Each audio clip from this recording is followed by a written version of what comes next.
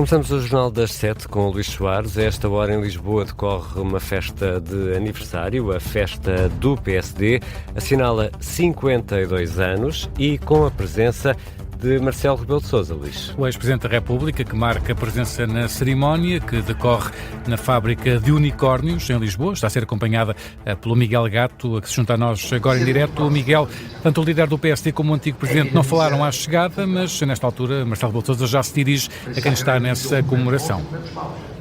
Sim, Marcelo Rebelo de Sousa fala neste momento à sala, este que é um evento com cerca de uma centena de pessoas. Marcelo Rebelo de Sousa, antigo Presidente da República, vai recordando a história do PSD, que celebra hoje 52 anos de existência.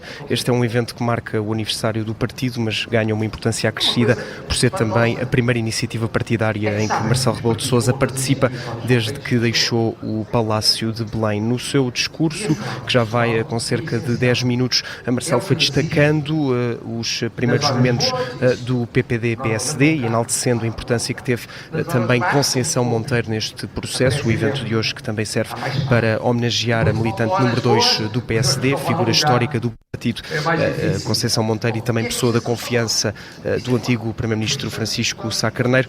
Ora, na fila da frente, para além da presença do Primeiro-Ministro e Presidente do PSD, Luís Montenegro, estão também presentes vários ministros do atual governo da AD, também o candidato à presidência da República na última corrida a Belém, Luís Marques Mendes, está aqui neste evento que se realiza, como disseste, na fábrica de unicórnios em Lisboa. Nesta altura continua o discurso de Marcelo Rebelo de Sousa, tanto o antigo Presidente da República como Luís Montenegro, atual Primeiro-Ministro, não falaram à entrada aos jornalistas, apenas cumprimentaram alguns jovens que aguardavam a chegada do antigo Presidente da República e também do atual Primeiro-Ministro. Nesta altura, Marcelo continua a falar das origens do PSD, da vida interna do partido. Aguarda-se também as palavras do atual Primeiro-Ministro e Presidente do PSD, Luís Montenegro. E vamos ver se há algum recado do antigo Presidente da República da vida política nacional. Para já uma aula de história de Marcelo Rebelo de Sousa. O Miguel Gato está a acompanhar este aniversário do PSD. O líder do Chega, André Ventura, insiste na ideia de reduzir a idade da reforma, apesar de Pedro Passos Coelho ter considerado a proposta absurda e irrealista. André Ventura, que também já ensaia uma mudança de discurso, de que esta poderá não ser uma questão decisiva na discussão das alterações às leis laborais. Em declarações aos jornalistas, esta tarde, na Assembleia da República, André Ventura já não coloca a descida da idade da reforma como uma linha vermelha, mas insiste que é preciso discutir o assunto. É legítimo, já discordámos no passado, certamente que discordaremos no futuro em muitas matérias. Eu só vos posso dizer, enquanto Presidente do Chega, aquilo o que eu acho que é o caminho que devemos fazer, independentemente das posições do atual Primeiro-Ministro e de outros Primeiros-Ministros. Eu acredito que isto tem que ser levado até ao fim. Há pessoas que gostam, há os que não gostam. É uma ideia para debate? É uma ideia para debate e é uma ideia para avançar. No debate quinzenal disse que sem isso não havia reforma e agora disse que a questão não é votar contra ela. Portanto, já tem aí a resposta se eu disse uma coisa dessas. Mas se isto for de um impacto de 400 milhões, de 500 milhões, de 1.000 milhões, justifica perfeitamente o que estamos a fazer pelos portugueses. André Ventura a responder aos jornalistas também sobre o impacto desta medida na sustentabilidade da segurança social. Já quanto à revisão constitucional que vai apresentar amanhã, André Ventura admite deixar cair algumas das medidas mais polémicas. Algumas que eu tenho pouca esperança que sejam aprovadas, francamente, porque sei que o país, em alguns casos, não está preparado ainda para algum tipo de mudanças, mas tenho muita esperança de que, em algumas questões de natureza jurídica, de natureza de reforma da justiça, de natureza económica e até de direitos fundamentais, nós possamos ter uma revisão constitucional, diria eu, durante 2027. Eu acho que era importante dar o pontapé de saída, e acho que era importante que outros aceitassem participar. Já sabemos que vão aceitar participar. Acho que temos agora todas as condições para isso. Ou seja, o Partido Socialista também, deixe-me só dizer isto, o Partido Socialista não aceitará, face a todos os outros que já disseram que vão participar, o Partido Socialista não poderá dar só luz de ficar de fora. André Ventura, que promete insistir na prisão perpétua ou na redução do número de deputados, mas não vê esses temas como uma linha vermelha numa revisão constitucional. O líder do Chega prometeu apresentar amanhã o projeto completo de revisão. E perante as cedências da CIP, o socialista Álvaro Beleza admite que, se a UGT aceitar o acordo, o PS irá viabilizar a proposta da reforma laboral do Governo no Parlamento. Já o social-democrata Miguel Relvas mostra-se desiludido diz que, mais uma vez, a CIP capitulou. Eles que foram os convidados do explicador da tarde política. Começamos pelo socialista Álvaro Beleza, diz que apesar da proposta de reforma ser agora menos liberal, continua a contemplar algumas mudanças importantes. É melhor sempre um acordo a não haver acordo. Claro que o bom é inimigo do ótimo, porventura não vai ser a reforma que alguns queriam. É evidente que se o GT concordar e subscrever o acordo, o Partido Socialista irá também viabilizá-lo, não é? Isso é óbvio. Álvaro Beleza sublinha também que sem maioria no Parlamento não se pode almejar fazer grandes reformas. Também no explicador esteve o social-democrata Miguel Relvas, que discorda do socialista, diz que muitas vezes é melhor perder do que ter um mau acordo e critica a atitude da CIP. Ao longo dos últimos anos nós nos habituámos sempre a ver as associações empresariais a ceder. Quando chega a hora decisiva, cedem. E eu acho que isso é muito negativo, porque a questão que está aqui é deixa de haver uma reforma, passa a ser um simulacro de reforma, e a questão é saber se vale a pena fazer alguma coisa, é melhor ficar como está. Se a vantagem e a vontade era de fazer esta cedência e tal, então poderiam ter feito há 2, 3 meses, teriam poupado o país a uma greve geral, teriam poupado o país a toda esta telenovela mexicana. Miguel Relvas diz ainda que o Chega sai derrotado e sem credibilidade depois de ter sido precipitado ao ter condicionado a aprovação parlamentar da reforma laboral à baixa da idade da reforma, um discurso que, como percebemos há pouco das declarações de André Ventura, o Chega já está a tentar alterar. O Milênio BCP aumentou os lucros em mais de 25% no primeiro trimestre deste ano.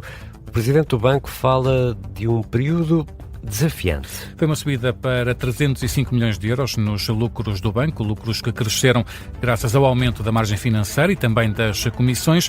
Apesar desses bons resultados, o presidente do banco, Miguel Maia, admite que o primeiro trimestre foi desafiante. A situação está mais complexa do que aquela que nós antecipávamos no final do ano passado. Aliás, havia uma perspectiva sobre a evolução das taxas de juros e a própria inflação que eram umas no final do ano e, de repente, como tem acontecido, infelizmente, ao longo dos últimos anos, somos surpreendidos com factos e acontecimentos que acabam por criar uma maior perturbação naquilo que é a atividade económica em termos mundiais. Miguel Maia sublinha, no entanto, que apesar deste cenário, o BCP apresentou resultados líquidos sólidos, perto então dos 306 milhões de euros nos primeiros 3 meses deste ano. E há outras notícias a marcar a tarde desta quarta-feira, 6 de maio. Começam a ser ouvidos amanhã em tribunal os 16 detidos mais recentes no caso de violência na Esquadra do Rato em Lisboa. Vai ser no Campos da Justiça a partir das 9h30 da manhã, ou é o que adianta a agência Lusa. Entre os 15 detidos estão 13 agentes da polícia, 2 chefes e também um civil. A Inspeção-Geral da Administração Interna também admite abrir novos processos disciplinares. Já a Lusa, a EGAI, adianta que em função das notícias avançadas e dos novos elementos que foram enviados, será ponderada a abertura de mais processos, sendo que no âmbito deste caso a EGAI já abriu 9 processos disciplinares e também um processo de inquérito que estão todos em fase de instrução e também sujeitos a segredo. O primeiro-ministro israelita diz que vai falar ainda hoje com Donald Trump sobre o Irão.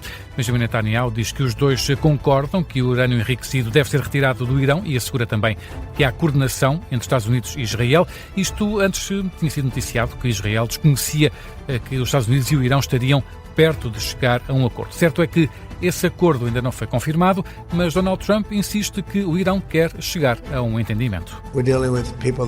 Estamos a lidar com pessoas que querem muito chegar a acordo. Vamos ver se conseguimos ou não chegar a algo que seja satisfatório para nós.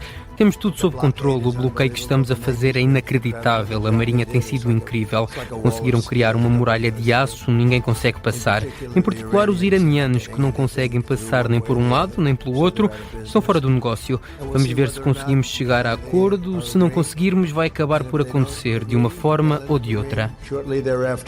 Declarações de Donald Trump esta tarde na Casa Branca. Já o presidente francês falou com o presidente iraniano. Na rede social, Xi Jinping Macron diz que nessa conversa, condenou o Irão pelos ataques contra a infraestrutura civil dos Emirados Árabes Unidos e também contra vários navios.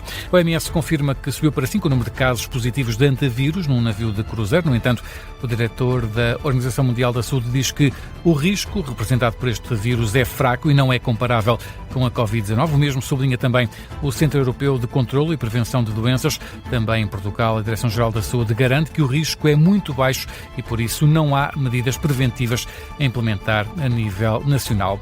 E os Rolling Stones vão lançar um novo álbum com o nome Foreign Tongues e há, Ricardo, um português envolvido. Línguas estrangeiras dos pedras rolantes. E como é que esse português entra nesta história? Entra na capa. É um designer português, Braulio Amado. Ele partilhou no Instagram a imagem da capa do álbum, pintada por um artista norte-americano, sendo que o português assinou o design e também a direção de arte. Esse nome diz-me qualquer coisa. Braulio Amado já teve outras participações. Sim, não é a primeira vez. Um dos trabalhos mais recentes foi o design do último álbum do músico britânico Harry Styles, lançado em março, quanto ao álbum dos Rolling Stones, só estreia no dia 10 de julho, mas ao que parece na próxima terça-feira já vamos ter um lamiré de um primeiro tema. E nada como Rolling Stones ao final da tarde, mas vamos ter que esperar um bocadinho mais para ouvir esse primeiro single, In the Stars, dos Rolling Stones. O Luís Soares vai regressar às 7h30, já daqui a pouco vamos ter a Realpolitik.